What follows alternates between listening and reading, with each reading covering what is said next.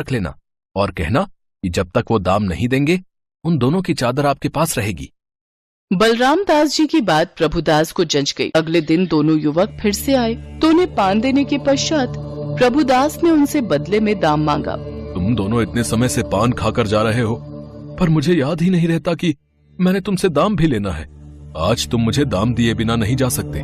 मैंने तुम्हें बहुत दिनों तक ऐसे ही बिना दाम लिए पान दिया है, पर हमारे पास अभी धन नहीं है। कल हम आएंगे तो ढेर सारा धन ले आएंगे। अभी हमें जाना है। नहीं नहीं, मैं तुम दोनों को ऐसे नहीं जाने दूंगा।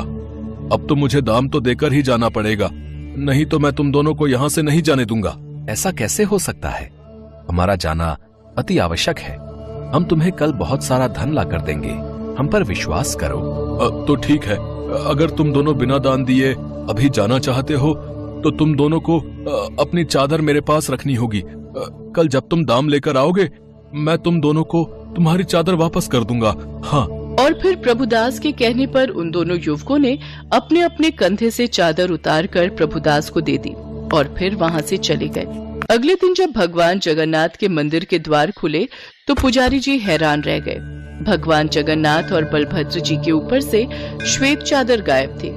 ये देखकर पुजारी बाबा हैरान रह गए कि रात में जो चादर भगवान को ओढ़ाई थी वो गायब कैसे हो गई। ये बात चारों ओर फैल गई और राजा प्रताप रुद्रदेव तक पहुंची।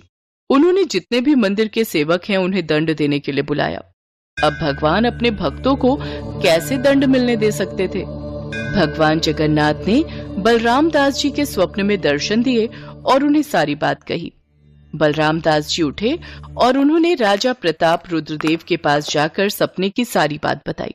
राजा प्रताप रुद्रदेव ये सुनकर हैरान रह गए और उन्होंने आदेश दिया, बलराम दास जी, आज के बाद मंदिर में भगवान के भोजन के पश्चात पान खिलाने की प्रथा शुरू की जाए।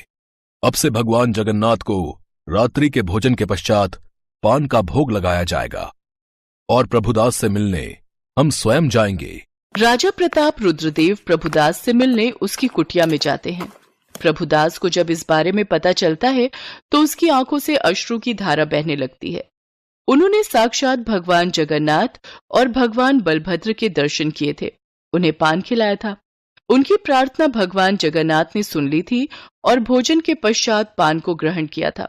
इसके पश्चात भक्त प्रभुदास स्वयं भगवान जगन्नाथ और भगवान बलभद्र को वो चादर उड़ाने जाते हैं। सब लोग प्रभुदास की भक्ति देखकर हैरान रह जाते हैं कि उन्होंने कितने अच्छे कर्म किए जो उन्हें साक्षात भगवान के दर्शन हुए। कहा जाता है उस दिन से लेकर आज तक भगवान जगन्नाथ के मंदिर में रात्रि के भोजन के पश्चात